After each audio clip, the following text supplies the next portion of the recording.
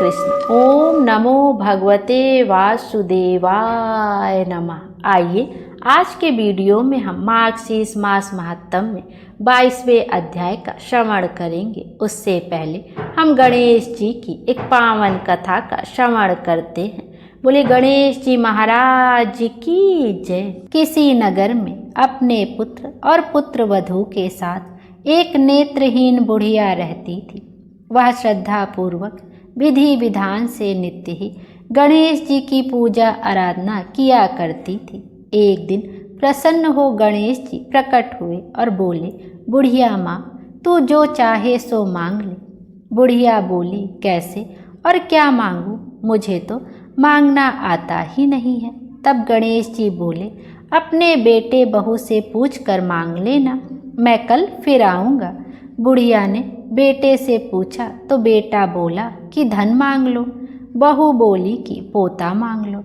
तब बुढ़िया ने सोचा कि ये दोनों तो अपने अपने मतलब की बात कह रहे हैं। अतः बुढ़िया ने पड़ोसिनों से पूछा। पड़ोसिनों ने कहा, बुढ़िया तू थोड़े ही दिन जिएगी, क्यों तू धन मांगे और क्यों पोता मांगे, तू तो आंखें मांग ले जिससे तेरा बाकी जीवन आराम से कट जाए। लेकिन बुढ़िया ने पड़ोसिनों की बात नहीं मानी। उसने सोचा कि जिसमें बहू बेटा राजी हो वह मांग लूं और अपने मतलब की चीज भी मांग लूं। अगले दिन गणेश जी आए और बोले, बुढ़िया माँ जो चाहे सो मांग ले। बुढ़िया बोली, यदि आप प्रसन्न हैं तो मुझे 9 करोड़ की माया दे, निरोगी काया दे, आँखों की रोशनी दे, पोता दे, सब परिवार को सुख दे और अंत में मोक्ष दे। गणेश जी बोले, बुढ़िया माँ तूने तो हमें ठग लिया, किंतु तेरा वर तुझे मिलेगा तथा अस्तु। इतना कहकर गणेश जी अंतर ध्यान हो गए।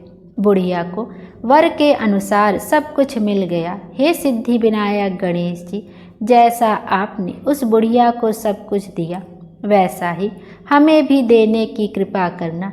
बोलो गणपति महाराज की जय, गणपति देव की जय। आइए अब श्री भगवान विष्णु के मत्स्य अवतार कथा की चौथे भाग का श्रवण करते हैं। बोलिए विष्णु भगवान की जय। भगवान की लीला का रहस्य कठिन से कठिन और सरल से सरल है। कठिन इसलिए कि संपूर्ण वेद शास्त्र पुराण उनका वर्णन करते करते हार गए, उन्हें ढूंढते ढूंढते थक गए, अंत में नेति नेति कहकर चुप हो गए। भगवान का रहस्य उतना ही दुर्बोध बना रहा जितना कि उनके वर्णन करने के पहले था। स्वयं भगवान ने अपनी लीला का सहस्त्र सहस्त्र मुख से वर्णन करने के लिए शेषनाग का रूप धारण किया। ना जाने वे कब से वर्णन कर रहे हैं और ना जाने कब तक करते रहेंगे, परंतु ना लीला के रहस्य का पार पा सके हैं और ना तो पाने की संभावना ही है। कारण भगवान अनंत हैं, उनकी लीला अनंत है, उनका रहस्य अनंत है। जब अंत है ही नहीं तब वे स्वयं अनंत कैसे पा सकते हैं। सरल इसलिए कि वे इतने कृपालु हैं कि उन्हें कभी ग्वाल बालों के साथ नाचना पड़ता है, ग्वालिनों के घर माखन चोरी की लीला करनी पड़ती है और रस्सी से बंधकर रोना पड़ता है। छोटे छोटे राक्षसों को मारने के लिए उन अजन्मा भगवान को जन्म लेना पड़ता है, जिनके संकल्प मात्र से सारी सृष्टि का संहार हो सकता है। यह दया की बात इतनी सरल है कि कोई भी सहृदय व्यक्ति उनकी दया का स्मरण करके रोए बिना नहीं रह सकता।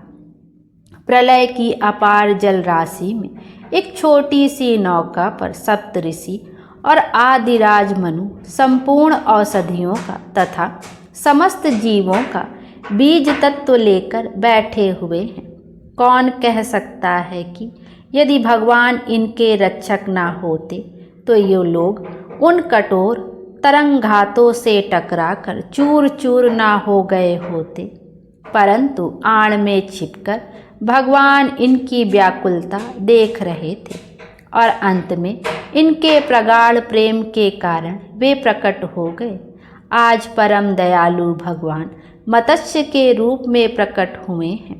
उनके लिए शरीरों का भेद कोई भेद नहीं, सब समान है, सबके आत्मा वही है, परंतु हमारे लिए हमारी दृष्टि से वे मछली बनकर आते हैं और हमारी रक्षा करते हैं।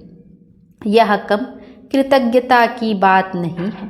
उनकी इस लीला का रहस्य हमारे लिए इतना सरल होना चाहिए कि इसकी निरंतर स्मृति बनी रहे कि उन्होंने ही हमें बचा रखा है। उनके सामने एक 10,000 योजन के बड़े भारी मत्स्य के रूप में भगवान प्रकट हुए और उनका बड़ा लंबा सांग ऊपर निकल आया। तुरंत वासुकी नाग भी प्रकट हुए और वह नौका उन्हीं के द्वारा भगवान के सींग में बांध दी गई। भगवान, जिनका शरीर सोने की भांति चमक रहा था, मुस्कुराते हुए कहा, ऋषियों, मैं आ गया हूँ। नाव भी मेरे सींग में बांध दी गई है। अब नाव पर तरंगों का उतना असर नहीं पड़ेगा। अब शांति से प्रलय का समय बिता दिया जाए।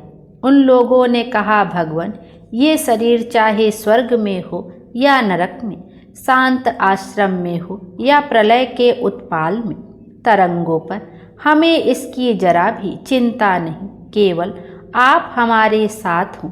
अब आप आ गए, हमारा कल्याण हो गया।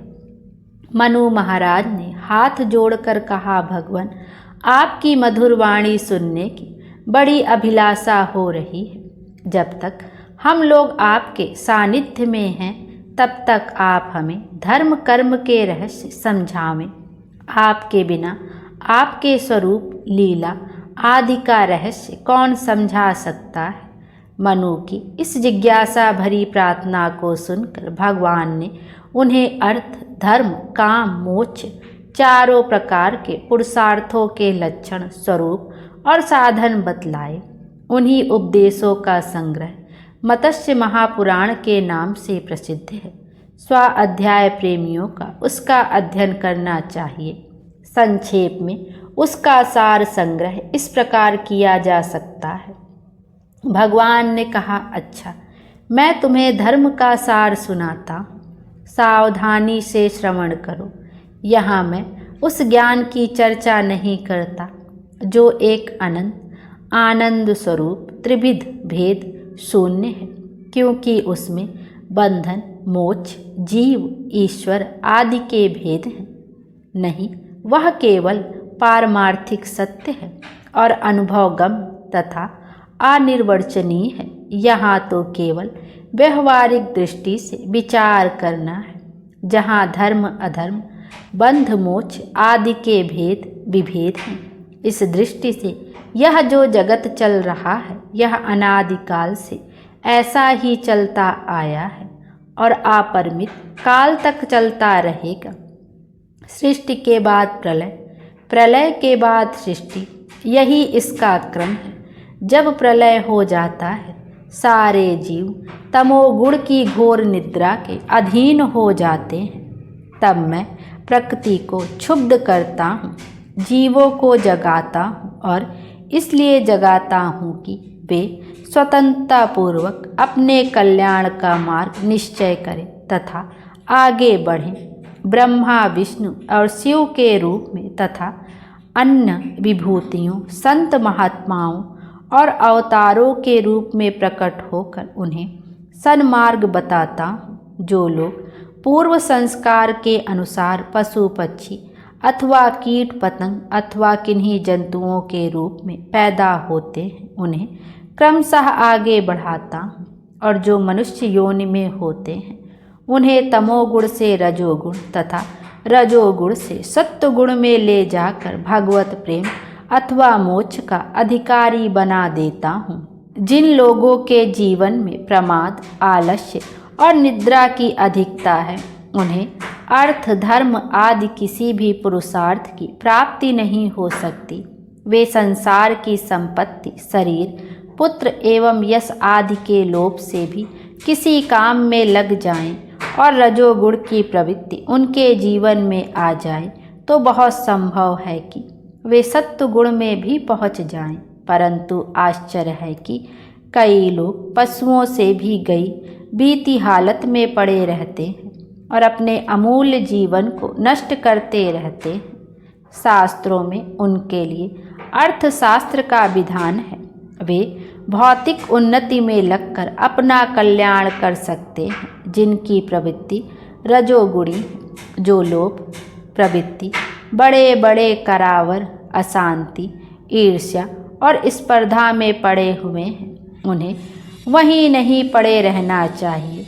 उन्हें धर्मशास्त्र के अनुसार अपनी प्रवृत्तियों को सात्विक बनाना चाहिए। रजोगुण अच्छा है, परंतु सत्वगुण उससे भी अच्छा है। धर्म बुद्धि रहित कर्म के पचड़ों में पड़कर लोग स्वार्थी हो जाते हैं और अपने जीवन का लक्ष्य ही भुला देते हैं।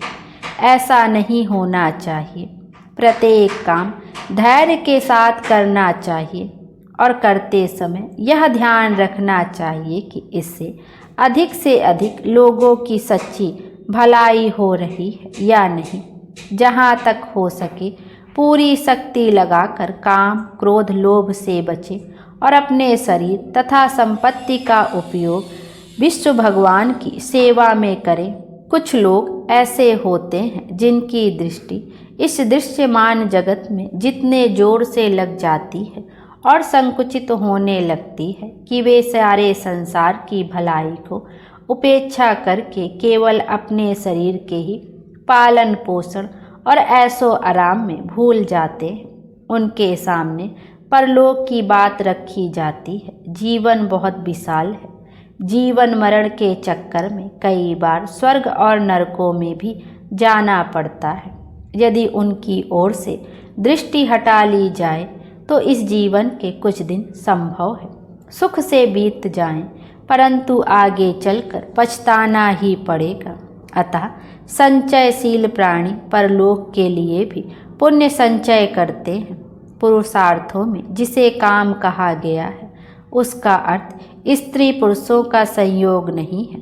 उसका अर्थ है पारलौकिक सुख की प्राप्ति। जब पारलौकिक सुख की दृष्टि से यज्ञ, दान, तप, उपासना आदि किए जाते हैं तब उन्हें काम नामक पुरुषार्थ का साधन कहा जाता है। धर्म लौकिक और पारलौकिक दोनों सुखों का मूल है और धर्म के बिना अर्थ या काम कोई भी नहीं मिलते, चाहे लौकिक दृष्टि से हो या पारलौकिक दृष्टि से। धर्म होना चाहिए। धर्म स्वयं पुरुषार्थ है। इससे सब कुछ मिल सकता है। निष्काम भाव से किया जाए तो अंतःकरण की शुद्धि होती है और ज्ञान या भक्ति प्राप्त हो जाती है। यदि धर्म के लिए ही ना हो तो लौकिक सुख की अपेक्षा पारलौकिक सुख की दृष्टि अधिक उत्तम है। कारण लौकिक सुख इसी स्थूल देह पर अवलंबित है और हाड़, चाम, मांस, मल मूत्र का पुलिंदा है। यह 2-4 दिन की चीज है और इतना घृणित है कि इसके लिए कर्म करना अथवा इसी को सुख पहुंचाना कभी जीवन का उद्देश्य हो नहीं सकता।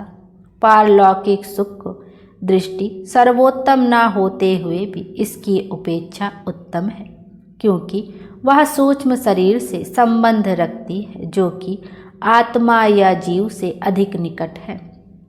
पारलौकिक दृष्टि जीव के स्वरूप की जिज्ञासा पैदा करती है, अनेक लोकों के संबंध में कौतूहल उत्पन्न करती है और उनके बनाने वाले, उनके स्वामी और फल देने वाले पर विश्वास कराने वाली होती है। परंतु जीव के कल्याण की दृष्टि से इतना ही पर्याप्त नहीं है।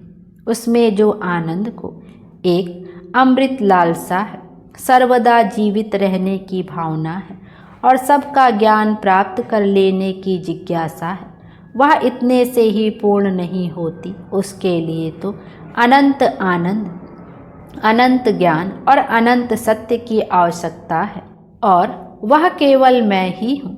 जब तक जीव मेरे पास नहीं आता तब तक उसे सच्चा सुख, सच्ची शांति, सच्चा ज्ञान और सच्ची अमृता नहीं प्राप्त हो सकती, क्योंकि इनका आधार मैं ही हूँ। स्वयं पर ब्रह्मा मेरा एक अंश है। सबसे बढ़कर आश्चर्य की बात तो यह है कि ये जीव मेरे अंदर ही है। मैं भी उनके अंदर व्याप्त हूँ, परंतु उन्हें मेरा पता नहीं है। जैसे एक प्यासा आदमी अमृत के समुद्र में डूब उतरा रहा हो, पर उसे पता ना हो कि मैं अमृत के समुद्र हूँ। वह समझ रहा हो कि मैं एक घोर मरुस्थल में इधर उधर भटक रहा हूँ। जैसी परिस्थिति होती है वैसी ही परिस्थिति इन जीवों की है। ये इन विषयों के मोह में इस प्रकार फंस गए हैं कि मेरी और दृष्टि ही नहीं डालते। इसी का नाम है भ्रांति, इसी को कहते हैं भूल। जीवों के दुख का मूल यह भूल ही है। इस भूल को मिटाने के लिए जिस शास्त्र का वर्णन किया गया है उसे मोक्ष शास्त्र कहते हैं, और इस भूल का मिट जाना ही मोक्ष है। बोलिए विष्णु भगवान की जय। मत्स्य अवतार कथा का चौथा भाग यहीं पर समाप्त हुआ। कल के वीडियो में हम 5वें भाग का श्रवण करेंगे। विष्णु भगवान की जय। विष्णु भगवान हम सब की मनोकामना पूर्ण करें और हमारे जीवन को खुशियों से भर दें। Thank you.